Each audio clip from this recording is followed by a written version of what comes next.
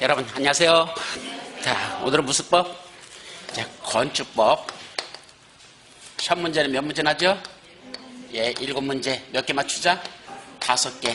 희망상. 예, 조금 높아요. 한 5개 정도는 하셔야 될 것 같아. 자, 그렇기 때문에 근데 건축법의 특성이 뭐냐면 문제가 응용 문제가 많아요. 그러니까 법주문 그대로 내지 않고 그걸 니들이 얼마나 제대로 알고 있느냐, 제대로 정확하게 알고 있느냐, 그걸 시험하려고 응용 문제를 내버려요. 그러니까 그 말귀를 못 알아듣고 외워두면 응용 문제에서 그냥 당해버립니다. 그래서 정확하게 숙지할 것. 그래서 이따 오후에 우리 문제 보면 응용 문제가 꽤나 많습니다.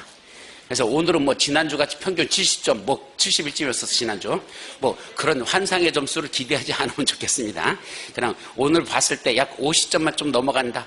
그러면 오후 시험 문제는 잘 푸는 거야. 왜냐면 응용 문제가 들어있어. 근데 여기서 응용하는 것까지 정확하게 다 설명할 시간 없어요. 그래서 정확하게 알고 있으면 응용 문제를 대처할 수 있는데 얼마나 제대로 알고 있는지는 이따 오후 시험 문제에서 풀면 났어. 그래서 여러분들이 오후에 풀면서 답이 톡톡톡 안 튀어나온다. 그거는 응용 문제로 꽈냈기 때문에 그렇다. 근데 실제로 그걸 알아야지만 시험 문제에 접근할 수 있으니까 이따 오후 문제는 특강에서는 거기에 있다는 거 참고하시고, 그래서 점수를 너무 높게 기대하지 마시고, 아, 이럴 때는 이렇게 풀어야 되는구나, 아, 이런 건 이렇게 되는구나. 오후에 다시 한번 조금 더 이제 정리하는 시간을 갖도록 합니다. 자, 어느 법이든지 제일 먼저 나오는 거 뭐가 나오죠? 용어정의. 여기서 용어정의는 반드시 첫 문제, 한 문제 내지 2문제가 출제됩니다. 그래서 용어정의에서는 적어도 한 문제, 아마 한 문제만 난 적은 별로 없었던 것 같아. 거의 2문제. 그래서 용어정의는 중요하죠. 그런데 용어정의는 크게 3파트로 나눠서 보는 겁니다. 원래는. 자, 첫째, 용어정의에서는 건축법이 적용되는 대상들, 건축법이 적용되는 대상, 물건과 관련된 것들. 자, 물건과 관련된 용어들을 살펴보자. 건축법 적용 대상 물건. 두 번째는 건축법이 적용되는 대상, 행위에 관한 걸 살펴보자. 원래 사람과 관련된 것도 있어요. 뭐 건축주니, 뭐 설계자니, 시공자니, 감리자니, 뭐 건축 관계자들 거 있는데 시험 문제 한 번도 안 났으니까 그 뭐 외울 거 없고. 두 번째는 건축법에 적용되는 대상 행위. 세 번째는 건축법에 적용되는 대상 지역과 관련된 용어 이렇게 나오거든요. 근데 이 지역과 관련된 건 한 10년에 한 번 정도 날까? 10년에 한 번 날까? 그래. 그래서 크게 중요하지 않아서 이건 평상시 설명 뺍니다. 그래서 핵심 뭐다? 이 2가지입니다. 건축법에 적용되는 대상 물건과 건축법에 적용되는 대상 행위. 요거. 특히 행위에는 몇 가지가 있을까? 했더니 5가지가 있대요. 뭐 있어요? 했더니 신축, 중축, 개축, 재축, 이전. 그게 있대요. 아니거든요. 아니거든요. 건축법에 적용되는 대상 행위는 5가지가 아니라 4가지예요. 첫째는 뭐였다? 건축이라는 행위, 건축행위. 이게 건축법에 적용되는 대상이다. 건축이라는 행위. 두 번째는 대수선이라는 행위. 이제 이해가 되죠? 세 번째는 뭐였다? 리모델링도 있어요. 공동주택에 대한 리모델링에 관한 행위. 네 번째는 용도변경 행위, 용도변경. 이렇게 4가지 행위가 건축법이 적용되는 대상 행위고, 그때 건축에 몇 가지가 있다? 5가지가 있더라. 신축, 중축, 개축, 재축, 이전. 이게 건축에 들어있는 겁니다. 또 대수선에는 몇 가지가 있죠? 무려 대수선에 몇 가지? 그럼 막 그려도 8개 나와. 자, 몇 가지라고? 8가지. 뭐죠? 내기, 보지, 주방, 경마. 그게 있었죠. 그죠? 그다음에 리모델링은 거의 설명 안 해요. 그래서 리모델링은 넘어가고. 그 다음에 뭐 있죠? 용도 변경. 그래서 이렇게 관한 요 4가지가 건축법에 적용되는 대상행위다. 여기서도 한 문제는 최소한 반드시 난다는 얘기야. 여기서 한 문제. 그 다음에 어디서? 건축법이 적용되는 대상 물건. 여기서 거의 한 문제. 그래서 한 문제. 이런 식으로 각각 난다는 얘기입니다. 자, 그럼 제일 먼저 뭐부터 보자? 건축법에 적용되는 대상 물건부터 보도록 합니다. 자, 그러면 건축법의 핵심 뭐더냐? 건축법의 핵심이 뭐예요? 자, 여기 뭐가 있죠? 이거 뭐 같아요? 뭐 같아요? 하천 아니야. 여기서 물 피해 입었다고 보이는 것보다 다 물로 보이면 안 돼요. 자, 뭐라고? 도로. 그 다음에 도로랑 접해 있는 뭐가 있죠? 이거 뭐란다? 대지. 도로라는 게 있고 이 안에 뭐가 있다? 대지라는 게 있고 그 대지 위에다 뭐를 했다? 건축물을 건축하였다. 여기 뭐가 있다? 건축물. 이 건축법에서의 핵심은 이 3가지예요. 그래서 일단 건축물을 칠 땅이 있어야 되죠? 근데 대지가 있어야 되고 그거랑 접해 있는 뭐가 있어야 되고 도로가 있어야 되고 그 대지에다 뭐한다? 건물을 짓는다. 여기 건축물이 있더라. 따라서 도로, 대지, 건축물 이렇게 몇 가지? 3가지가 핵심적인 용어의 출발점입니다. 그럼 제일 먼저 나오는 게 뭐다? 자, 건축물을 지으려면 뭐가 있다고 했죠? 일단 땅이 있어야 돼. 대지. 그래서 대지란 개념이 우리 제일 먼저 나와요. 그래서 여러분들 요약집 몇 페이지? 140페이지 보면 내일 뭐가 나오죠? 대지. 대지란 뭐로 되어 있어요? 건축물을 지을 수 있는 땅을 말한다. OX. X입니다. 건축물을 지을 수 있는 땅이라고 다 대지가 아니에요. 그럼 뭐가 대지다? 건축법에서 말하는 이 대지는 어디 있는 걸 끌어다 쓴다? 끌어다 써요. 다른 법에 있는 거. 무슨 법? 공간 정보의 구축 및 관리 등에 관한 문물에서 나오는 뭐라는 게 있죠? 필지라는 개념이 있는데 그 공간정보법에서 말하는 필지라는 개념을 여기서는 뭐라 부른다? 대지라고 하자. 그래서 공간정보법에 따라 각 필지로 나눈 토지를 대지를 한다. 이렇게 개념 정리하는 게 원칙이야. 그러면 이 뜻은 하나의 필지가 뭘 이룬다? 하나의 대지를 이룬다. 이런 뜻이에요. 그래서 이걸 다른 말로 뭐라고 하죠? 일필지 일대지 원칙이란다. 일필지 일대지 원칙이란다. 그건 원칙이란 얘기죠. 그럼 또 뭐가 있다는 얘기야? 예외가 있죠. 어떤 예외가 있을까? 아니래. 이건 지적법에서 아마 배우실 거야. 두 필지 이상을 뭐라 본다? 하나의 대지로 보는 경우도 있고 하나 이상의 필지의 일부를 또 하나의 대지로 보는 경우도 있어요. 그리고 예외가 있는데 그것도 10년 넘어서 하나 정도. 10년 내에 하나 날 가능성은 없어. 한 10년 넘어서 하나 정도. 그렇기 때문에 그런 구분되는 내용 굳이 머리 아프게 애울 필요 없다. 요새 거의 10년 내에 시험 문제 한 번도 안 났었어요. 따라서 대지와 관련된 건 핵심은 간단한 거야. 건축물을 지을 수 있는 땅을 대지라고 하지 않고 지적법에는 필지라는 걸 대지란다. 그럼 필지는 우리가 실질적으로 그 지목을 따지면 몇 가지가 있어? 28가지가 다 들어가요. 필지마다. 그죠? 요 필지는 지목이 뭐다 이게 따지잖아. 그러니까 꼭 건축물을 지을 수 있는 땅만 필지가 아니라 전답 과수원 이것도 필지 개념에 들어가니까 그것도 대지란 얘기입니다. 근데 우리 건축법에서 중요한 대지는 그 수많은 대지들 중에서 28가지 지목이 들어간 대지 중에서 어떤 대지가 필요하다? 건축물을 건축할 수 있는 대지가 중요한 거죠. 따라서 그냥 대지라고 쓰지 않고 조금 이따 나가면 뭐라 쓴다? 건축물의 대지와 도로의 관계 이런 식에서 앞에 꼭 무슨 말을 붙인다? 건축물의 대지 이런 말을 앞에다 붙여줍니다.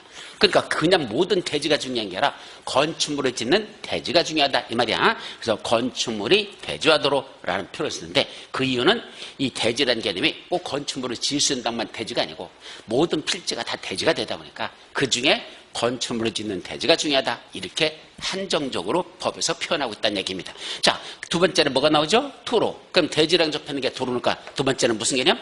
도로라는 개념이 필요하죠. 그럼 도로는 뭘 보고 도로라고 할까? 원칙은 도로가 되기 위해서는 원칙은 뭐가 필요하다? 보행과 자동차 통행이 가능하고 너비는 4m 이상 돼야 된다는 걸 대전제를 해놓고 저게 전제야. 요걸 전제를 해놓고 그 다음에 둘 중에 하나. 이걸 전제로 한 둘 중에 하나가 건축법에서는 도로를 한다. 이게 왜 중요하냐면 도로라는 개념은 각 법률에 따져보면 한 6, 7군데에서 도로 개념이 나요. 어디도 있죠? 건축법에 보면 도로 개념이 있는 게 아닙니다. 어디도 있죠? 국토위계 및 유경에 관한 법률에서 우리 무슨 시설이 있었어? 사람이 산다고 필요한 시설. 무슨 시설? 기반시설이 있었잖아요. 그 기반시설에서도 도로란 개념이 나오거든. 그러니까 기반시설로서의 도로도 있고 그러니까 국토법에서도 도로란 개념이 있고 어디도 있어? 도로법에서 당연히 도로 개념들이 나오죠. 또 사도법에서도 나오죠. 그 밖에 다른 법에서도 도로 개념이 몇 군데가 나와요. 그렇다면 여기서 말하는 도로라는 건 각종 법령에 있는 도로 중에 무슨 법에 있는 도로를 말한다? 건축법에서 말하는 도로란 개념이 중요하다는 얘기입니다. 즉 건축법상의 도로가 아니면 여기 건축법에서 말하는 도로가 아니에요. 그러니까 여기서 핵심 먼저 결론부터 얘기하면 보행과 자동차 통행이 둘 다 가능해야 원래는 건축법상의 도로가 된다는 얘기죠. 근데 항상 그럴까? 원칙이 그렇다는 얘기입니다. 원칙이. 그러면 어떤 예외가 있을까? 아니래. 자동차 통행이 불가능해도 건축법상의 도로가 되는 예외가 있대요. 예외적으로. 우리 뭐가 있다 그랬죠? 저기 동순동 저 어디야? 서울에 그 로데오 거리 있는데 그 거리 가봐. 거기 가면 차량은 못 들어오게 말뚝으로 박아놓고 그죠? 사람들만 더 내도 되잖아. 자동차 통행 불가능하죠? 그래도 뭐는 가능해? 보행은 가능하잖아. 그래도 뭐가 된다? 건축법상의 도로가 될 수 있다. 원칙은 보행과 자동차 통행이 다 가능해야 되는데 예외적으로 자동차 통행만 가능해도 된다 그죠? 또 뭐도 있죠? 막다른 도로. 이 막다른 도로는 뭐죠? 앞으로 더 이상 진행할 수 없는 도로. 원래 도로라는 건 정상적인 도로는 갔다 왔다 할 수 있어야 돼. 이 갔다 왔다 하는 걸 뭐라고 그러죠? 통과도로라고 합니다. 통행도로라고도 표현하는데 실제로는 통과도로 이렇게 얘기해요. 자, 통행한다. 통행이란 건 일방 통행이 아닌 한 그냥 통행하면 무슨 통행이야? 갔다 왔다 하는 거죠. 그죠? 가는 차도 되고 오는 차도 되고 이렇게 왔다 갔다 할 수 있어요. 이게 통행이죠. 근데 무슨 도로는 막다른 뭐만 하는 거야? 요는 일전 지점 가면 더 이상 갈 수가 없어. 막혀버린 거죠? 그러니까 이건 통행이라는 개념이 안 되죠. 왔다 갔다 할 수 있는 게 아니지. 따라서 이런 일방적으로 막혀있는 도로들 더 이상 진행할 수 없는 거. 이것도 원래는 건축법상의 도로가 아니지만 예외적으로 건축법상의 도로로 보자. 따라서 자동차 통행이 불가능하나 막다른 도로도 건축법상의 도로에 예외적으로 인정하는 경우가 있더라. 그러다 보니까 여기서 보행이 불가능하면 어떻게 될까? 절대로 건축법상의 도로가 될 수 없어요. 왜요? 자동차 통행이 불가능해도 건축법상의 도로가 된다고 했지만 보행이 불가능한데 건축법상의 도로가 된다는 그런 예외는 없거든요. 그러니까 보행은 반드시 가능해야 건축법상의 도로가 된다. 그런데 국토계획법이나 도로법이나 이런 데 보면 무슨 도로가 나온다?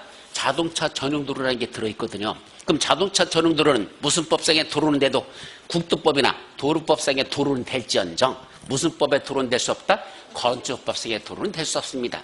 따라서 건축물을 지을 때는 도로에 접해야 된다라는 거 배우셨죠? 그 어느 법에 있는 거야? 건축법에 있는 거야. 건축법에서 건축물을 지으려면 도로랑 접하라. 그것도 2m 이상 접하는 걸 원칙으로 한다. 이런 식으로 되어 있거든요. 근데 그때 말하는 도로는 무슨 법의 도로다? 건축법에 있는 도로라는 얘기입니다. 따라서 자동차 전용 도로와 2m 접하면 그게 도로랑 접한 겁니까? 아니에요. 그럼 맹지예요. 역시 건축법상의 도로는 접해야 되지.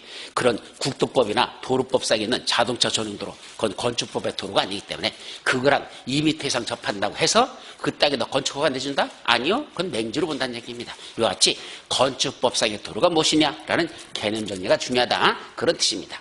자, 그러면 너비는 4m 이상 되면서 보행과 자동차 도행이 가능한 이게 원칙인데 그러면 첫 번째 무슨 도로? 각종 이렇게 각종 법령에서 뭐라고 해서 신설 또는 변경에 관한 뭐가 됐다? 고시가 됐어요. 그러니까 이 법 말고 다른 법이든 어느 법이든 도로라고 이렇게 고시했어. 그럼 그게 뭐가 된다는 얘기야? 건축법에서도 도로라고 보자는 얘기야. 단 모든 법령에서 고시했다고 다 건축법상의 도로야? 아니야. 앞에 뭐가 붙어? 이게 전제돼야 돼. 보행과 자동차 통행이 가능하고 너비는 4m 이상 되는 것들 그런 것만 각종 법령에서 고시했다면 그것도 뭐가 된다? 우리 건축법에서는 그것도 도로라고 하자. 이게 첫 번째 개념입니다. 따라서 각종 법령에 있는 도로가 다 건축법상의 도로가 아니고 뭐가 전제된다? 보행과 자동차 통행이 가능해야 되고 너비는 4m 이상 되는 것들만.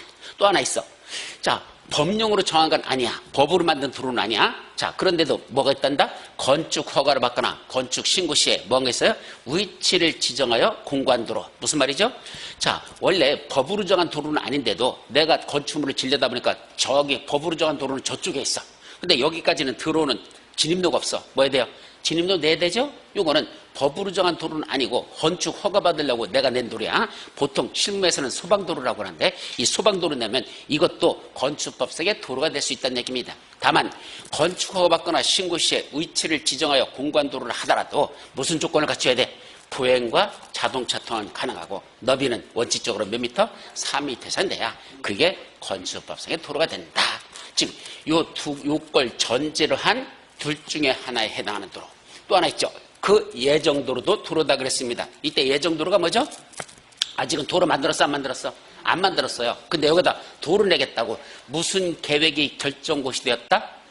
도시군 관리계획이 결정고시 되었다. 그럼 이때부터 이걸 무슨 시설이라고 부르죠? 도시군 계획 시설이라고 부르죠. 이 도시군 계획 시설 이것도 뭐가 된다? 건축법상의 도로로 본다는 얘기야. 아직은 도로가 안 났지만 도로 내겠다고 확정된 거잖아. 그럼 확정된 그거랑 접하는 장들도 건축허가를 내줄 수 있습니다. 그것도 건축법상의 도로로 보기 때문에 따라서 예정도로도 뭐다? 건축법상의 도로다라는 거 그것도 기억합니다. 자, 그 밖에 자동차 통행이 불가능하고 또 막다른 도로가 건축법상의 도로가 되는 거 있죠? 그래서 막다른 도로는 뭐 갖고 따지죠? 막다른 도로의 길이가 여기서부터 이제 여기 현재 있는 도로로부터 저 들어가서 막혔잖아. 여기서부터 여기까지 들어가는 이 직선거리, 여기서 여기까지 가는 이 거리가 그러니까 여기서부터죠. 통과도로로부터 여기 가는 요 길이가 몇 미터일 때 10m 미만인 경우, 10m 이상 30m 미만인 경우, 30m 이상 되는 경우 이렇게 셋으로 나눠서 그때 이 너비가 도로 폭이 너비가 얼마나 되느냐? 10m 미만일 때는 너비 2m 이상, 길이가 10m 이상 30m 미만인 이런 막다른 도로는 너비 3m 이상. 길이가 35m 이상 될 때는 원칙적으로 너비 6m 이상. 다만 도시지역이 아닌 읍면지역에서는 너비 4m 이상만 된다면 그런 막다른 도로도 뭐가 될 수 있다? 건축법상의 도로가 될 수 있습니다. 따라서 막다른 도로도 이 도로도 건축법상의 도로가 되니까 이 도로랑 접해 있는 이 땅들은 이 덮여 있는 땅들은 건축허가 난다 안 난다? 나잖아요. 그래서 이렇게 건물 줬잖아. 그래서 이 막다른 도로도 건축법상의 도로를 인정한다면 그때는 그거랑 접해 있는 땅들은 건축허가 난다 이런 뜻입니다. 자, 여기까지가 뭐가 가는 거? 도로와 관련된 개념들. 이제 넘어가. 이제 뭐가 나왔죠? 자, 대지 개념, 도로 개념. 이제 뭐가 나와야 돼? 건축물이라는 개념이 그래서 나오는 거야. 이제 세 번째. 자, 먼저 건축물이란 원칙적으로 뭐가 건축물이죠? 원칙적으로는 둘로 나눠져. 첫째는 어디 있는 거? 토지 위에 정착된 공작물 중에서 건축물이 있고, 또 하나는 지하나 고가에 있는 것 중에서 건축물이 있다. 이게 건축물은 하나의 개념 정리가 아니라 둘로 나눠서 봐야 된다. 첫째는 어디 있는 거? 토지 위에 정착되어 있는 공작물 중에서 뭐가 있어야 돼? 지붕과 기둥 또는 벽 있는 것과 이에 딸린 시설물 이렇게 돼 있죠. 뭐는 꼭 있어야 돼? 지붕은 꼭 있어야 되고 가짜니까 기둥 또는 벽 그랬으니까 이거 봐요. 기둥 또는 벽은 둘 중에 하나. 그러니까 지붕은 꼭 있고 기둥이나 또는 벽은 둘 중에 하나만 있으면 뭐가 된다? 건축물이 된다. 그럼 그것만 건축물일까? 아니요. 이에 딸린 시설물. 건축물에 딸려있는 옹벽이나 담장 있다면 이런 것도 전부 다 건축물로 다 인정하자 이 뜻이죠. 반면에 지하나 고가에는 뭐로 쓰는데 용도 갖고 따져요. 지하나 고가에서는 사무소, 공연장, 점포, 차고, 창고. 사공, 점차, 창고. 그래서 사공이 많으면 점차 그놈의 배가 어디 간다? 창고로 간다. 그래서 사공이 많으면 배가 점차 창고로 간다. 이렇게 해서 사공, 점차, 창고라는 요 하나, 둘, 셋, 넷, 다섯 가지도 뭐로 본다? 저것도 지하나 고가에서도 건축물로 보겠다. 그런 뜻입니다. 반면에 이때 중요한 건 뭐죠? 건축물은 뭐가 되는 거야? 건축법이 적용되는 대상 물건이라는 얘기입니다. 그 건축법이 적용되는 물건에 뭐가 들어있다? 건축물이 들어있다는 얘기죠. 따라서 건축물을 지으려면 건축법을 적용한다 이 뜻이죠. 그런데 모든 건축물이 다 건축법을 적용할까? 건축법을 적용한다는 얘기는 건축법에는 그 수많은 규제를 적용한다는 얘기입니다. 건축물 지으려면 건축허가 받아라, 경매도 신고하라, 이런 거 적용하라, 이런 것들 높이 너무 높게 짓지 말라 등등 건축법에 있는 각종 규제를 적용받는 건축물이라는 뜻입니다. 그런데 몇 가지 건축물은 건축법에 있는 각종 규제를 적용한다 안 한대요. 그 말은 건축법을 적용하지 않기 때문에 건축법에 있는 규제를 받지 않는 건축물들이 있더라. 몇 가지가 있다? 5가지가 있더라. 항상 시험 문제 영순위. 한 3년에 한 번 꼬라지는 계속 나는 것들이야. 아주 중요한 거죠. 자, 첫째는 문화재 보호법에 나온 지정문화재나 임시지정문화재. 두 번째는 선로부지 안에 있는 4가지 시설들. 세 번째는 고속도로 통행료 징수시설. 네 번째는 컨테를 이용한 간이 창고인데 첫째 어디 안에 있어야 돼? 공장 안에만 있어야 되고 이동이 쉬운 것만 이런 컨테를 이용한 간이 창고 요거는 건축법을 적용하지 않습니다. 마지막 숨은 하천구역 내에는 숨은주작실 요 5가지는 건축법을 적용하지 않는 건축물들. 근데 두 번째 선로부지안에는 4가지 시설이 뭐죠? 첫째 운전보안시설, 두 번째 선로 위나 아래를 가로지는 보행시설, 세 번째 플랫폼, 네 번째 급수, 급탄, 급유시설. 이런 것들은 선로부지 안에 있다 하더라도 건축법을 적용하지 않는다. 여기까지. 그 다음에 원래 건축물 말고 뭐가 있죠? 공작물. 그럼 건축물과 공작물의 차이가 뭐죠? 건축물과 공작물의 차이지. 어떤 차이가 있어요? 건축물과 공작물 구분하시오. 그럼 어떻게 구분해야 돼? 원래 개념은 자 이게 뭐죠? 공작물이에요. 공작물이 뭐죠? 인공을 가하여 제작된 시설물. 사람들의 손길이 닿아서 만들어지면 다 공작물이야. 그래서 한자로 쓰면 인공을 가하여 제작된 시설물, 공작물 이렇게 쓰죠. 근데 이 공작물은 그럼 건축물은 공작물이 아니다. 건축물은 인공을 가하여 제작된 시설물이야. 하나님이 만들어 지구상에다 던져놓은 시설물이야. 사람들이 만들었잖아 건축물도. 그러니까 인공을 가하여 제작된 시설물 맞죠?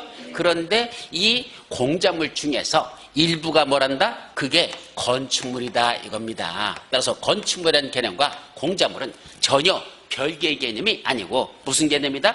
공작물 속에 뭐가 들어있다? 건축물이라는 게 들어있다. 이렇게 정리해야 돼요. 아셨죠? 공자물 속에 건축물이 들어있다. 그러면 그 건축물이라는 개념은 따로 정리하는 거예요. 공자물은 그냥 간단해요. 인공을 가하여 제작된 시설물을 말한다. 이게 끝이야. 그러면 그것 중에서 건축물이 되려면 뭘 갖춰야 된다? 다시 아까 몇 가지 갖춰야 돼? 두 가지. 토지 위에 정착된 공자물 중에서 또는 지하나 고가에 있는 것 중에서 이렇게 둘로 나눴었죠? 그게 건축물이다 그랬어. 그럼 반대로 얘기하면 이 건축물을 제외한 나머지들, 그러면 건축물을 제외하면 뭐가 남죠? 나머지들 이 부분 순수한 공자물들. 건축물을 제외한 나머지 요것들, 요걸 말하는 거야. 순수한 공자물. 요거는 건축법을 적용한다는 거야? 안 한다는 거야? 원래는 안 한다는 얘기입니다. 요 공자물 중에서 일부만 건축물에 해당하는 건 건축법 적용하고 원래 공자물은 건축법을 적용하지 않는다는 뜻입니다. 그런데 여기도 뭐가 있다? 예외가 있다는 얘기입니다. 여기 있는 공자물 중에서 여기 있는 것 중에서 뭐 하는 게 있다? 건축법상 뭐 하는 게 있대요? 신고는 하랍니다. 건축법상 신고는 하고 설치해야 되지 네 멋대로 공자물 설치하지 말라. 공자물 중에서도 원래는 건축법 적용하지 않지만 그 중에 일부 공자물은 건축법상 뭐 해야 된다? 신고는 하랍니다. 그래서 그게 몇 가지가 있다? 주르륵 하고 밑에 여기 나온 겁니다. 그래서 어떻게 한다고 그랬죠? 옹벽이나 담장으로서 2m 넘는 거. 이때 중요한 건 이때 옹벽이나 담창은 건축물에 딸린 겁니까? 딸리지 아니한 옹벽이나 담장입니까? 딸리지 아니어야 돼. 건축물에 딸려버리는 순간 그거 뭐가 된다? 건축물이 돼버려요. 그래서 딸리지 않는 옹벽이나 담장들. 두 번째는 장식탑, 기념탑, 첨탑 또는 광고탑, 광고판. 그래서 장기첨, 광고 4m 넘는 것들. 그래서 옹벽이나 담장은 2m 넘는 거 옹담이. 그 다음에 장기첨, 광고 4m 넘는 거. 그 다음에 태양 오솔레미오. 태양 발전 설비. 우리 오솔레미오, 요거 높이 5m, 오솔레미오, 태양 오솔레미오 그렇게 뭐라 그랬어. 그 다음에 어디서 굴뚝 위에서 누가 꼴통이 여기 있죠? 굴뚝 위에서 꼴통이 뭐한다? 육갑 떤다. 셋 다 육갑이야. 그래서 굴뚝 위에서 꼴통이 육갑 떠는 것들 전부 다 뭐란다? 그것도 건축법상 신고되는 공자물. 다만 이때 통신용 철탑은 어디다 설치하는 것만? 꼴통에서 통신용 주거지역, 상업지역. 예, 주거지역, 상업지역에서 몇 미터 넘으면 6m 넘으면 그때는 뭐 해야 된다? 신고해야 되는 공자물이 된단다. 이거죠. 자, 고가 수준은 곱팔기. 이건 이렇게 쓰라고 해서 곱팔기. 세로로 쓰라고 했죠. 그래서 8m 넘는 고가 수조. 8m 이하인 기계식 주차장. 이렇게 해야 돼. 왜냐하면 나머지들은 다 뭐였는데 넘는 것 다 초과해요. 그런데 뭐만? 기계식 주차장만 넘는 거 이하인 거 이렇게 돼 있거든. 그러니까 고가 수주는 8m 넘는 거. 고가 수주가 뭐라 그랬죠? 물탱크. 예, 저 높은 옛날에 아파트 졌을 때는 지대가 높아버리면 수압이 약해서 물이 잘 안 나오잖아. 그럼 아파트 단지 안에 이런 고가 수주를 만들어요. 물탱크. 그리고 저 높은 데서 물을 이제 끌어올려. 거기까지 펌프로. 그 다음에 아파트가 더 낮아. 그러니까 아파트 쪽으로 물이 이렇게 높은 데서 내려가니까 수압이 있잖아. 그래서 물을 공급하는 이런 것들이 있었습니다. 이게 몇 미터 넘는다? 8m 넘는다. 신고하라는 얘기입니다. 이런 건. 그런데 문제는 기계식 주차장은 기계식 주차장, 철골 조립식 주차장에서 몇 미터? 8m 이하인 거. 이거 넘는 게 아니야. 근데 외벽이 있어야 돼, 없어야 돼? 외벽이 없는 것. 이렇게 돼 있어. 외벽이 없는 기계식 주차장, 철골 조립식 주차장에서 외벽이 없는 건 몇 미터? 8m 이하인 거. 하나만 배운다면 지하 대표라고 나오죠? 써 있을 거야. 지하, 여기는 집어넣으려고 했는데 아무리 봐도 공간이 없어. 더 이상 집어넣을 수가 없어. 못 뺐어. 지하 대표. 이 지하 대표는 몇 미터? 예, 30제곱미터 넘는 거. 지하 대표에서 바다 면적 30제곱미터 넘는 거. 그래서 이건 G30 이렇게 해요. G30 이렇게 오는 거. 이것도 신고 대상인 공자물에 속한단다. 자, 여기까지는 기억해 주시기 바랍니다. 자, 이제 뭐까지 끝났어? 건축물, 공자물 관련된 것들 끝났죠? 자, 이제는 넘어가자. 뭐가 나오죠? 계속 건축물과 관련된 게 이어져. 이제 건축물에 계속 이어지는 거야. 그래서 기본적인 건축물 개념부터 정리하고, 그래서 건축물은 원칙적으로 건축법을 적용한다. 그 적용하는 건축물은 몇 가지가 있다? 두 가지. 첫째, 토지에 정착된 공자물 중에서는 지붕과 기둥 또는 벽 있는 것과 이에 딸린 시설물을 말하고 지하나 고가에서는 사무소, 공연장, 점포, 차고, 창고 등을 말한다. 그래 놓고 다시 건축물 중에서 예외적으로 건축법을 적용하지 않는 게 몇 가지가 있더라 했었죠? 5가지. 건축물은 건축물인데 건축법을 적용하지 않는 것들. 그 다음에 공작물은 원래는 건축법을 적용하지 않는데 그중에 건축법 중에서 뭐였다? 신고 대상이 있다. 옹단이, 장기첨, 광고사, 그 다음에 태양, 오솔레미오, 굴뚝 위에서 꼴통이 육갑 떨고 있는 거, 곱팔기, G30 이런 것들은 건축법을 적용해야 되는 건축법상 신고 대상인 공작물에 속한다. 여기까지. 그 다음에 이제 건축물 중에서 이어져요. 세부적으로 들어가. 무슨 건축물이 있대? 첫째, 고층 건축물. 고층 건축물. 또 뭐도 있고, 고층 건축물 또 초고층 건축물도 있고 또 준초고층 건축물도 있더라. 요 3가지 개념을 구분합니다. 자, 고층이 되려면 최소한 몇 층은 돼야 된다? 최소한 고층은 30층 이상 또는 높이는 120m 이상. 둘 중에 하나만 갖춰야 돼? 둘 다 갖춰야 돼? 또는 짜라고 했으니까 둘 중에 하나야. 이따 응용 문제를 이렇게 내는 거야. 자, 층수 28층인 건축물로서 높이는 110m짜리는 고층 건축물에 속한다. OX 28층이면서 110이라 그랬죠? 둘 중에 하나도 못 갖췄잖아. 그럼 그건 고층 건축물이 아니야. 그러면 31층으로서 높이가 180m인 건 110m인 건 고층 건축물에 속한다. 맞아요? 예. 31층이니까 30층 해서 하잖아. 이건 180일 했나? 네, 90일 했나? 180일 했어요? 그러면 110일 했죠? 110이 안 되죠?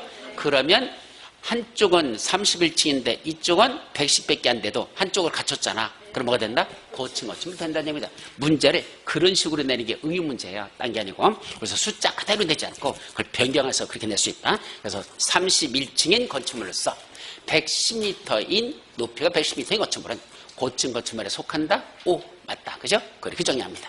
자, 그런데 그 중에서 고층 건축물 중에서 즉 30층 이상 되는 것 또는 120m 이상 되는 것 중에서 층수가 몇 층 이상이다? 그 위에서 그 중에서도 다시 50층 이상 또는 높이가 200m 이상 둘 중에 하나를 갖지만 그거는 고층 건축물 중에서도 특히 뭐라 부른다? 초고층 건축물을 한다. 그러니까 초고층 건축물하고 고층 건축물은 별개 개념이야? 아니야. 아까 뭐랑 비슷해. 여기 있던 아까 건축물하고 공작물 관계하고 비슷해요. 아셨죠? 따라서 일단은 공작물 속에 뭐가 들어있죠? 건축물이 포함된다 그랬잖아. 똑같은 거야. 고층 건축물 속에 뭐가 들어있다? 초고층 건축물이 들어있는 거지. 고층과 초고층을 별개의 개념으로 보면 안 돼요. 아셨죠? 따라서 이거 높이 층수 30층 이상 120m 이상 되는 건 다 고층이라고 그랬잖아. 그럼 50층도 뭐에 들어가? 고층에 들어가죠? 그 다음에 200m도 120 이상에 들어가니까 고층이죠? 그런데 특히 50층 이상 200m 이상 되면 그거는 특히 뭐라 부르다? 초고층 건축물. 그러면 30층부터 50층 사이, 요 사이, 즉 30층 이상, 50층 미만, 또 120m 이상, 200m 미만, 요 또 사이가 있을 거 아니야. 그 사이에 있는 건 또 뭐라 부른다? 그거는 준초고층 건축물을 하는 겁니다. 즉 준초고층 건축물이란 요 고층 건축물 중에서 초고층 건축물이 아닌 것 그랬으니까 30층 이상 되는 것 중에서 50층 이상 되는 게 아닌 것 이 말이잖아. 그럼 그 말은 결국 30층 이상 50층 미만 120m 이상 200m 미만 그 사이에는 뭐라 부른다? 준초고층이라 부르자. 아셨습니까? 그렇게 개념적이 한다는 거. 자, 여기 어때? 주된 건축물과 부속 건축물을 구분하고 있죠. 법에서는요 주된 건축물은 개념적인 별도로 안 해. 뭐만 하고 있어? 부속 건축물. 뭐가 부속 건축물이래? 동일한 대지 안에서 주된 건축물과 분리돼요. 주된 건축물에 부수 용도로 사용되는 건축물을 합니다. 즉 부속 건축물은 어디에 있다? 주된 건축물과 같은 대지 안에 있다. 하나의 대지 안에 있어야 돼. 그러나 붙어 있다, 떨어져 있다. 주된 건축물과 떨어져 있어야 됩니다. 붙어 있으면 안 돼요. 떨어져 있어. 그러면서 주된 건축물에 뭐로 쓴다? 부수 용도로 사용된다면 그거는 부속 건축물이라고 한단다. 그러니까 부속 건축물이란 말이 나오려면 무슨 건축물이 있어야 돼? 주된 건축물이 있어야 상대적인 개념이에요. 그죠? 남자란 개념 정의를 하려면 누가 있어야 돼? 여자가 있어야지 개념 정의하듯이 부속 건축물이라는 개념은 주된 건축물과 대비되는 개념이다. 이렇게 정의한 겁니다. 자, 이제 내려가서 무슨 건축물도 있다?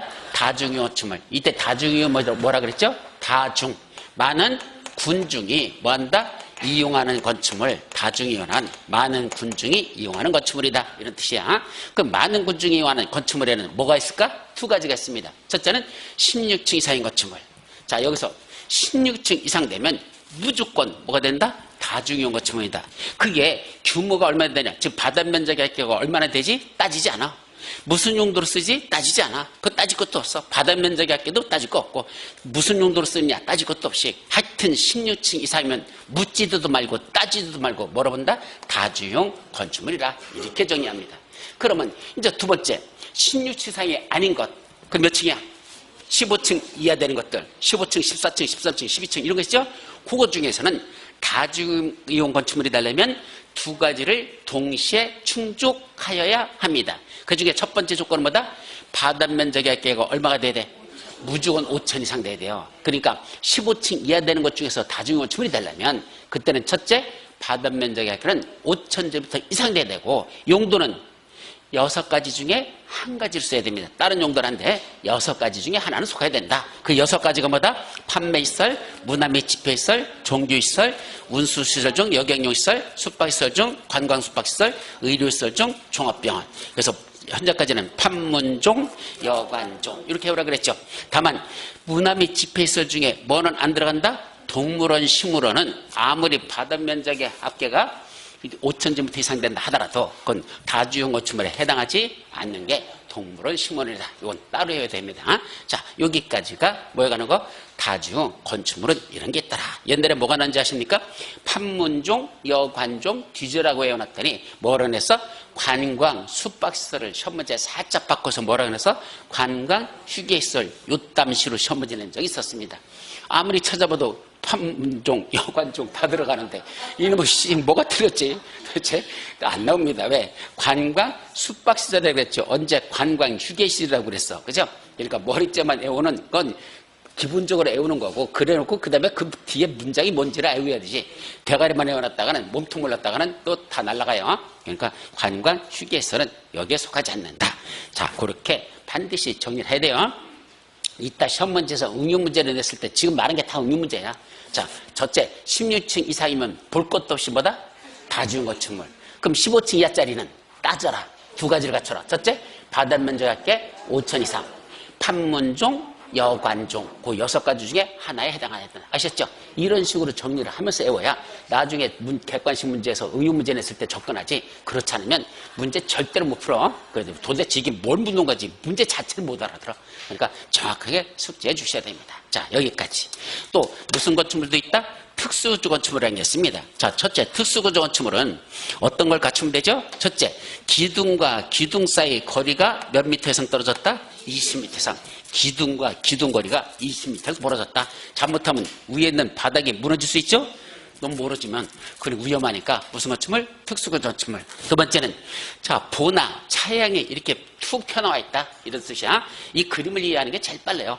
보나 차양이라는 게 있는데 보는 뭐죠? 배들부 이런 것들이 있는데 부가 이렇게 넓게 쭉 뻗어나온 것도 있어. 또는 차양. 차양은 햇빛가락이라는 뜻이죠. 이게 건물에서 태어나서 보통 어디에 많아? 현관 들어가는데 이런 거 많이 설치되잖아. 근데 이게 얼마나 이렇게 툭 펴나와 있더냐? 얼마나 펴나와 있죠? 첫째, 모양새는 어떻게 돼서 모양새는 한쪽 끝은 고정되어 있고 한쪽 끝, 이 분화 차양의 한쪽 끝, 이쪽 끝은 어떻게 돼 있어? 고정되어 있다. 고정되어 있다는 건 무슨 말이야? 벽에 붙어 있다는 얘기입니다. 고정되어 있어요. 근데 다른 한쪽 끝은, 이쪽 끝은 지지되지 아니한, 지지되지 않는다는 건 받쳐주는 게 없다. 뭐가 없다는 얘기야? 기둥이 없다는 얘기야. 받쳐주는 기둥이 없어요. 그러니까 한쪽 끝은 벽에 붙어 있는데 다른 끝은 기둥 같은 거로 받쳐주는 게 없어. 그걸 한쪽 끝은 고정되고 다른 한쪽 끝은 지지되지 아니한 뭐래요? 보나 차양 등으로서, 이런 보나 차양 등으로서 어디로부터?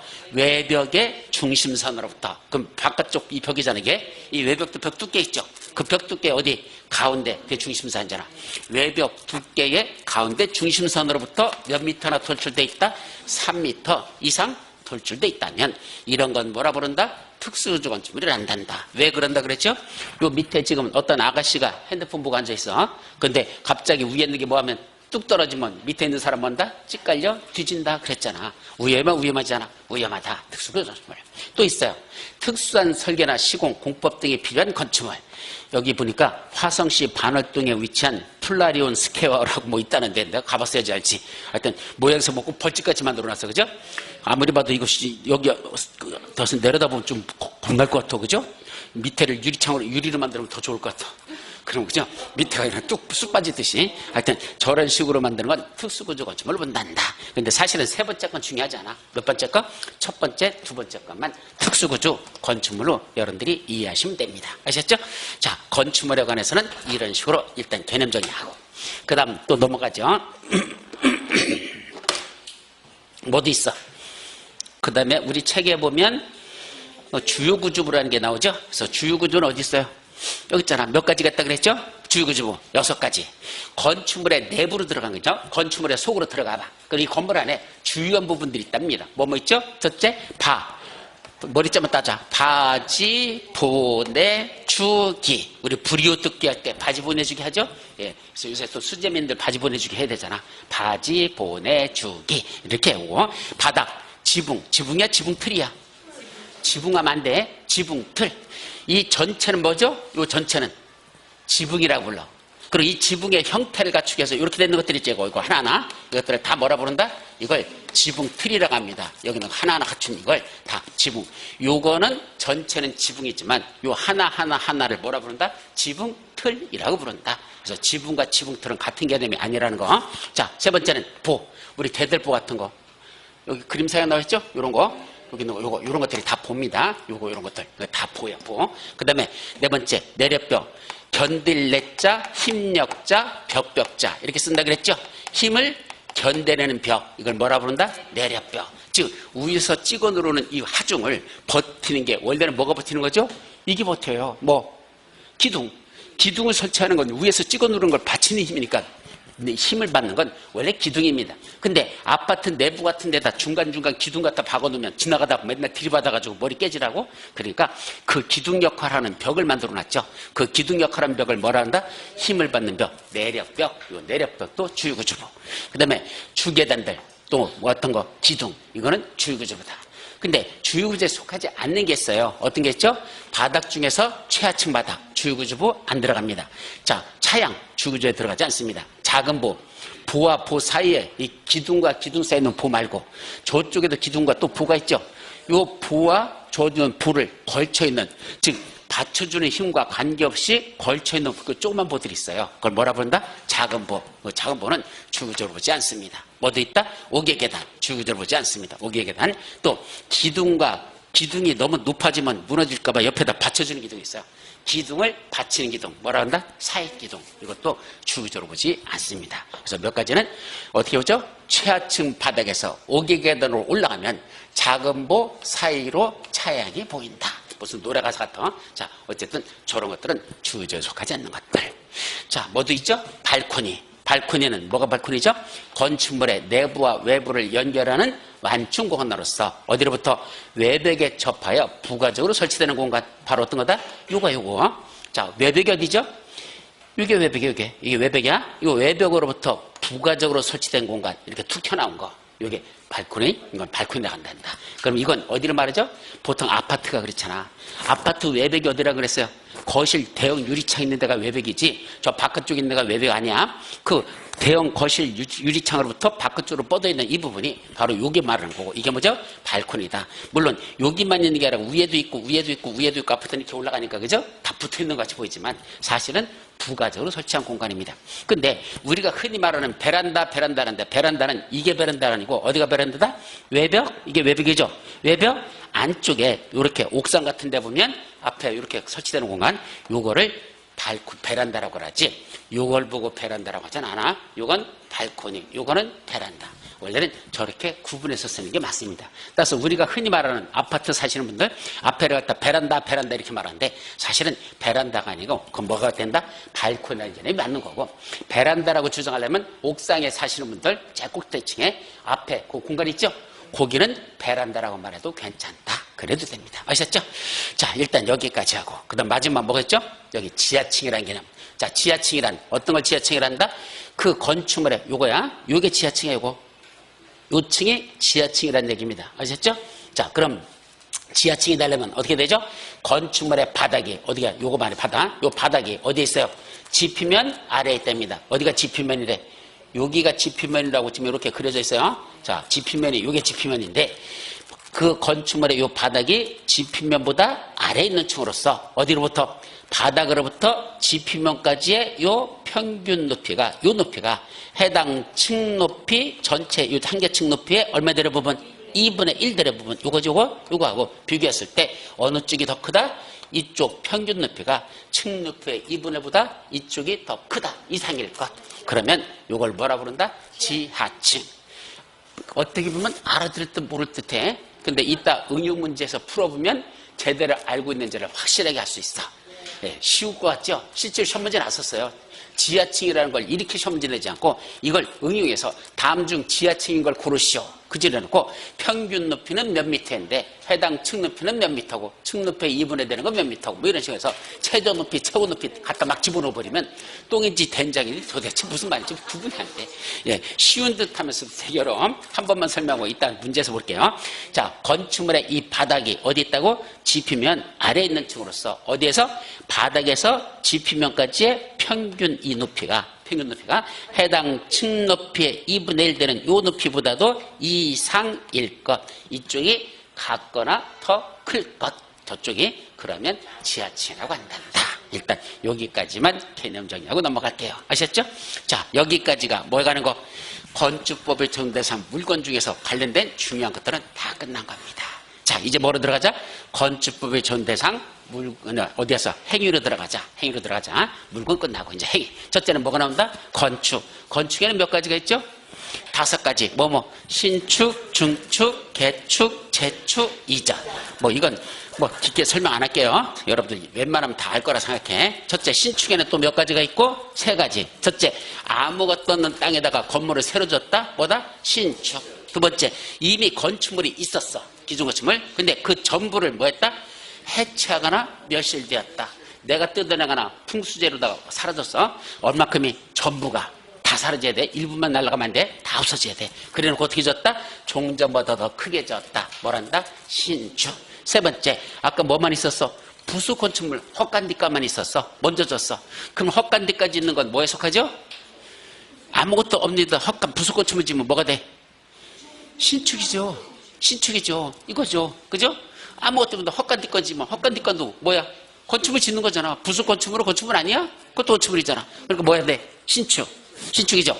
부수 건축물 짓는 것도 신축이야. 그런데 그 부수 건축물 져놓고 그 옆에다 다시 뭘 졌다? 주된 건축물을 나중에 졌어. 증축이다? 신축이다? 그것도 신축이라 하자는 얘기야. 그래서 부수 건축물 짓는 것도 신축, 주된 건물 짓는 것도 역시 신축. 둘 다 신축이다 이 뜻입니다. 그런데 문제는 여기 뭐가 있었어? 주된 건축물 먼저 졌어.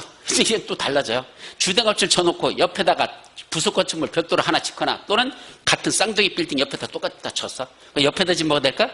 이건 증축이에요. 그럼 어떤 게 원칙일까? 이제 둘이 헷갈리지 않으려면 건물이 하나 있는데 하나의 대지 안에 건물이 하나 있는데 옆에다 건물을 하나 또 졌다. 뭐야 그럼? 원칙이 신축, 중축? 증축입니다. 건물이 이미 대지에다가 건물을 하나 졌어. 근데 그 옆에다 또 하나를 지면 이 새로 하나 짓는 건 원칙을 뭐라 부른다? 증축이라 하자. 이게 문제야. 증축이야. 그런데 무슨 건축물인데다 뭘 졌어? 부수 건축물이다. 주된 건물 졌어. 이거는 증축이라고 하지 않고 뭐라 부른다? 신축이라 한다. 이렇게 개념 정리하는 게 정확한 개념이에요. 아셨죠? 그러니까 똥이 된장이 뭐가 뭔지를 알아야 되지. 이건지 저건지 모르면 순서를 모르면 막 뒤집어져. 다시 한번 건축물이 있는 대지에다 건물을 해놓아서 새로 졌다. 일단 뭐라고 부르자? 증축이라고 하자. 근데 부수 건축물에다 주된 건물 졌어? 그거는 증축이 아니고 뭐라 부른다? 신축이란다. 요거로 올라가는 겁니다. 그러니까 요게 원칙이고 이게 예외다 이 소리예요. 아셨죠? 그래서 원칙을 먼저 정리하고 그런데 요때만은 증축이 아니라 신축이란다. 아셨죠? 일단 이렇게. 그러면 증축에는 몇 가지가 있을까? 원래 4가지가 있어요. 요 표시한 3가지 있죠? 이거는 사례를 들은 거지 이것만 증축이라면 절대 안 돼. 이건 예를 들어서 이런 것도 증축이다라고 설명한 거고. 그럼 뭐가 증축이죠? 4가지. 건축 면적, 연면적, 층수 또는 높이를 뭐 했다? 증가시켰다. 몇 가지 중에 한 가지만 증가해도 4가지 중에 한 가지만 증가해도 증축이야. 건축 면적, 연면적, 층수 또는 높이. 여기 무슨 숫자 썼어? 또는 자를 썼잖아. 그럼 또는 자를 쓰면 앞에 요 컴마 찍힌 것들도 다 뭐라고 있는다? 또는이라고 있는 거야. 따라서 건축 면적 또는 옆면적 또는 층수 또는 높이 이 말이에요. 그러니까 넷 중에 몇 가지 또는 자가 들어가면 한 가지만 해당해도 뭐가 된다? 증축이 된다. 그런 뜻입니다. 아셨죠? 법은 그렇게 해석하는 거라는 거. 그 다음에 개축은 뭐죠? 기존 건축물이 하나 있었어. 근데 거기다가 뭐 했죠? 전부를 뭐 했습니까? 해체했어요. 전부를 뜯어냈어. 그럼 어떻게 줬어? 종전과 같은 규모 범위 내에서. 같은 규모라는 건 같거나 작게. 같은 규모라는 게 똑같다가 아니야. 규모란 말은 그 내에서, 그 규모 범위 내에서 했으니까 기존 건축물의 전부를 해체하고 종전과 같은 규모 범위 내에서 다시 축조한다면 이건 뭐라 부르자? 이거는 개축이라고 하자. 그러니까 아무리 접었자 종전보다 크게 져서 안 돼. 같거나 작게만 져야 돼. 이게 개축이야. 근데 전부를 철거하고 전부를 해체하고 종전과 같거나 작게 져도 개축이고 또 있어. 기존 건축물의 전부를 해체합니까? 아니요.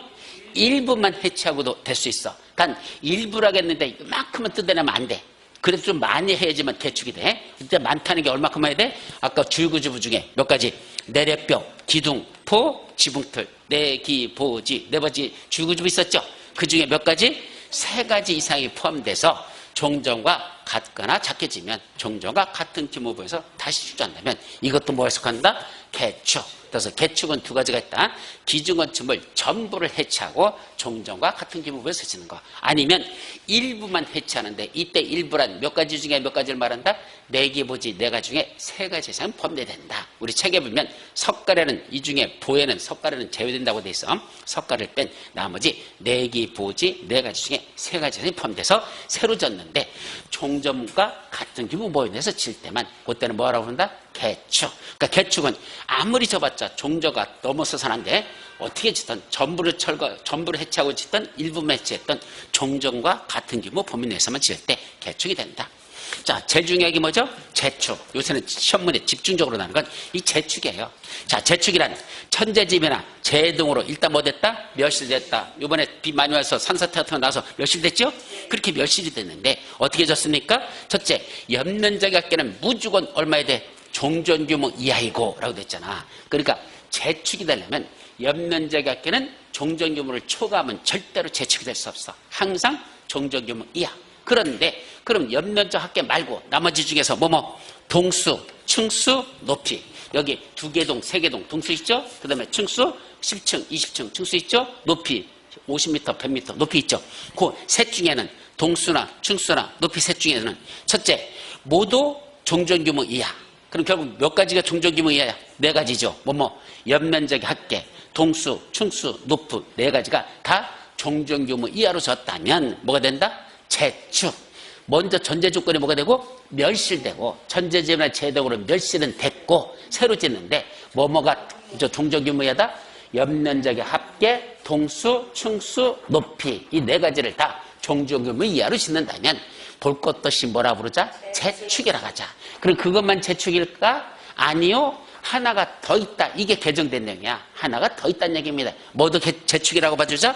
자, 연면적 합계는 종전규모 이하인데 아까 말했던 그 다음 거 동수, 층수 또는 높이 셋 중에 어느 하나가 종전규모를 뭐 했다? 초과했대요. 종전보다 더 그냥 동수를 증가시켰다 또는 층수를 증가했다 또는 높이를 셋 중에 어느 하나를 증가시켰대. 뭐는 같아야 되고 연면적 합계는 종전규모를 초과하면 안 돼. 하여튼 연면적은 종전규모 이하인데 동수나 층수나 높이 셋 중에는 어느 하나를 종전규모보다 초과 더 크게 졌다. 그랬단 얘기야. 그런데 초과한 데서 한없이 초과하는 건 안 돼.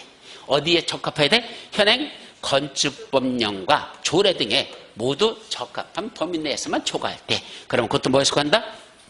재축을 하자. 요 사례를 들어놨죠? 요 사례 보세요. 자, 기존 건축물이 있었어. 여기. 근데 연면적 합계는 얼마? 2000제곱미터. 한 개동이 있었죠. 층수는 10층이고 높이는 40m짜리였었어. 근데 뭐가 났어? 화재로 인해서 멸실됐어. 천재지변이나 재해. 화재는 재해라고 그래. 그래서 재해로 멸실됐어. 그래서 재축을 하겠대. 그럼 어떻게 하면 지불되죠? 첫째, 연면적 합계는 무조건 얼마야 돼? 종전규모야. 2000 넘으면 안 돼. 2000제곱 이해야 돼. 근데 한 개동 동수, 층수도 10층 똑같아. 종전규모 이하야. 그런데 높이를 종전 높이와 똑같습니까? 올렸습니까? 초과했잖아. 종전 높이를 하나 초과했죠? 45m. 된다 안 된다? 재축이 될 수 있다. 그럼 되려면 무슨 요건을 또 충족해야 돼? 현행 건축법령이나 조례에서 해당 지역에서의 최고 높이는 얼마까지 규제하고 있다? 50m까지 가능하대. 그럼 몇 미터까지만 했어? 45m는 현행 법령에 적합하잖아. 법령 50m 이하는 적합하죠? 그러면 이것도 뭐라 봐줄게? 그것도 재축이라고 할게. 증축이 아니고 전 재축이라고 인정해 줄게. 증축은 까다롭지만 재축은 웬만하면 다 내줍니다. 어차피 제로 멸실돼서 종전과 같게 짓겠다는데 그걸 뭐 굳이 못하게 할 이유가 없어. 그래서 다 허용하죠. 그건 가장 쉽게 내는 게 재축이 가장 쉬워요. 근데 이건 증축으로 하지 않고 재축으로 인정해 주겠다는 얘기입니다. 어떤 경우만 동수, 충수, 높이 셋 중에 어느 하나만 종전 규모를 초과해도 되는데 그렇다고 해서 하나씩 초과해서는 안 되고 현행 건축법령과 조례에 적합한 범위 내에서 그 범위 내에서 초과할 때만 뭐라고 그런다? 재축. 아셨죠? 이게 새로 하나 추가되면서 봐준 겁니다. 자, 마지막 이전은 뭐죠? 주구조를 해체하지 아니하고 어떻게 하는 거? 같은 대지연에서 이동하는 건 뭐라 부른다? 그건 이전이라고 한단다. 그래서 이전은 첫 번째 생각보다 잘나요. 주가 될 거죠. 첫째, 주요구조를 해체하지 아니할 것. 같은 대지 안에서만 이동시킬 것. 그 두 가지를 다 갖춰야 이전. 됐죠? 자, 이제 뭐가 나오죠? 대수선. 이 대수선은 몇 가지가 있다?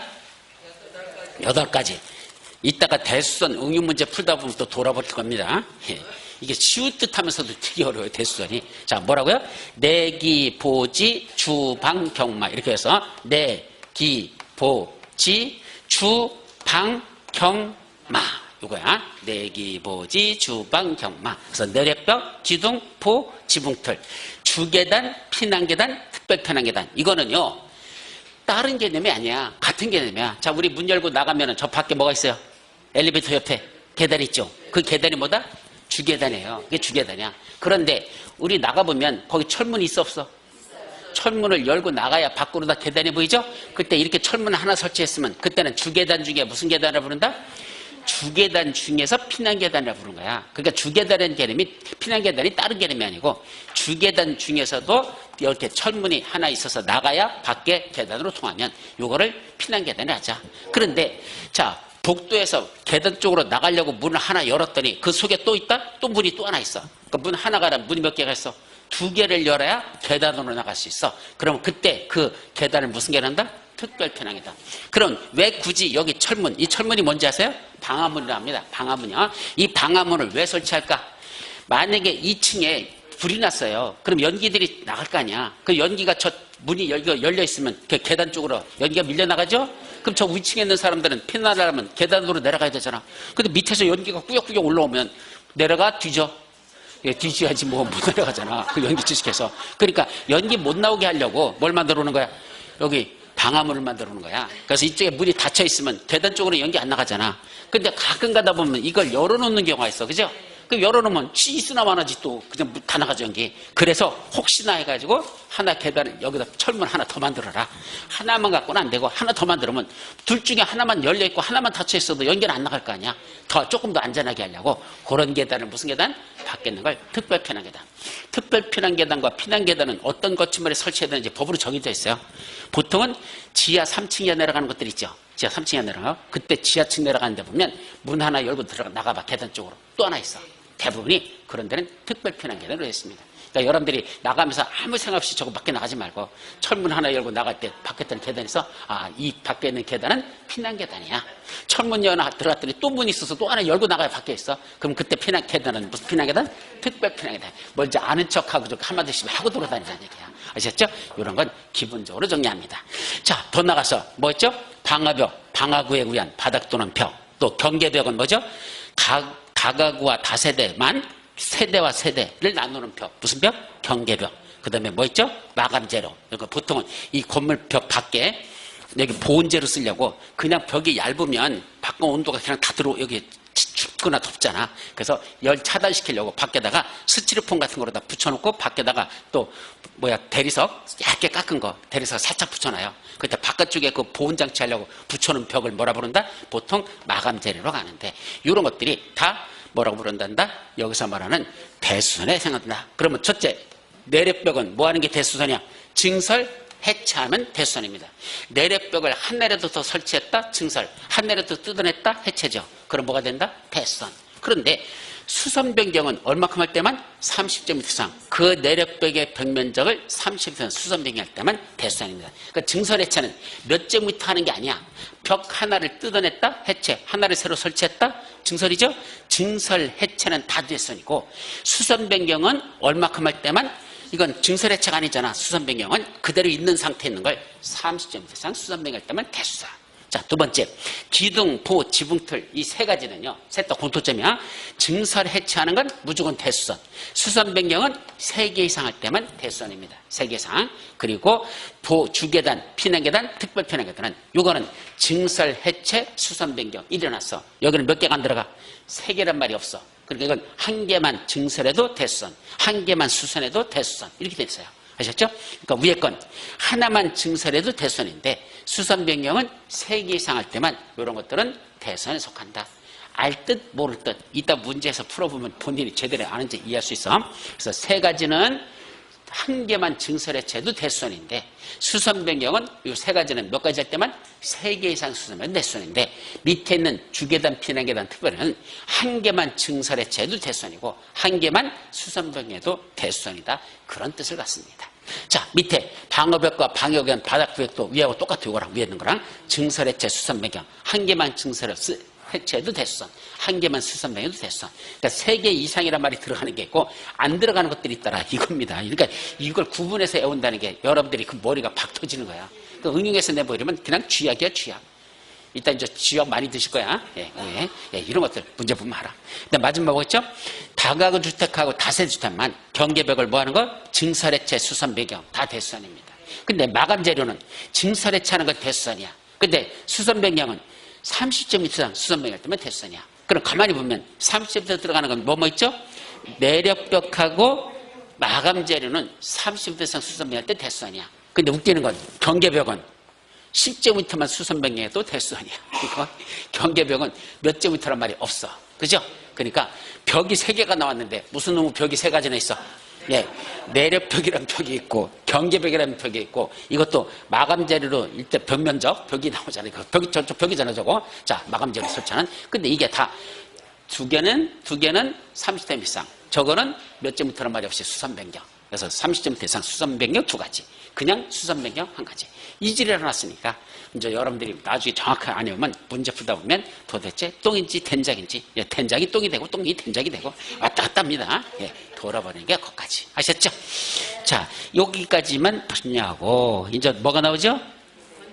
그 다음에 이제 밑에 리모델링이란 말이 나오는데 그건 읽어보시로 해요. 한 번도 시험 문제 안 났어. 용도 변경부터는 다음 시간에 들어갑니다. 쉬었다 가시죠.